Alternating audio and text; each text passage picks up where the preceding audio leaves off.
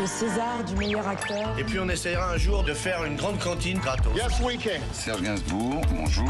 Il n'y a eu qu'un vainqueur, c'est l'espoir. Europe 1. Et à 7h23, c'est l'heure du jour, votre plongée quotidienne dans la boîte à souvenirs d'Europe 1. Bonjour Laure d'Autriche. Bonjour Dimitri, bonjour à tous. Il y a 30 ans, le 13 septembre 1993, Israël et l'OLP, l'Organisation de libération de la Palestine, signent les accords d'Oslo. Donc provisoirement, les hostilités cessent entre les deux parties après 45 ans de conflit, nourrissant l'espoir d'une paix entre Israéliens et Palestiniens. Oui, il y a cette image restée dans les livres d'histoire, image qui a fait le tour du monde, cette poignée de main à la Maison-Blanche à Washington entre le Premier ministre israélien Yitzhak Rabin et le Palestinien Yasser Arafat. Jusque-là ennemis, Rabin et Arafat signent la réconciliation. Il y a un temps pour la guerre et il y a un temps pour la paix. Mesdames et messieurs, le moment pour la paix est venu. Les 3000 invités à la Maison-Blanche applaudissent, puis Yasser Arafat prend à son tour la parole. La bataille de la paix est la plus difficile des batailles dans notre vie.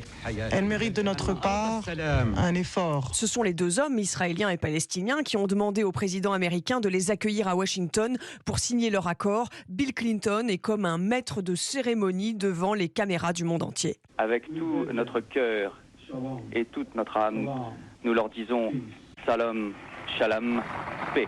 Alors l'année suivante, en 1994, pour encourager le processus en cours, le Nobel de la paix est attribué conjointement à Yasser Arafat, Yitzhak Rabin et son ministre des Affaires étrangères, Shimon Peres.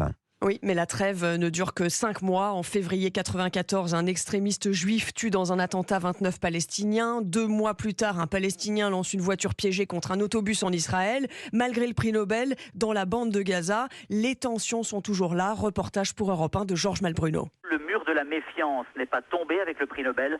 Et à quelques kilomètres plus loin en Israël, c'est presque la colère face à la décision des Nobel d'attribuer la récompense à Yasser Arafat. Qu'est-ce que la paix avec les bombes et les enlèvements, s'indigne cette Israélienne. Il n'y a pas de paix définitive tant qu'il y a des rapts et des bombes lancées pour des gens innocents. Tant que la paix n'est pas définitive, il n'y a pas de prix Nobel. Yasser Arafat est toujours pour vous un terroriste ou maintenant c'est un homme de paix? Pour moi, c'est toujours un terroriste.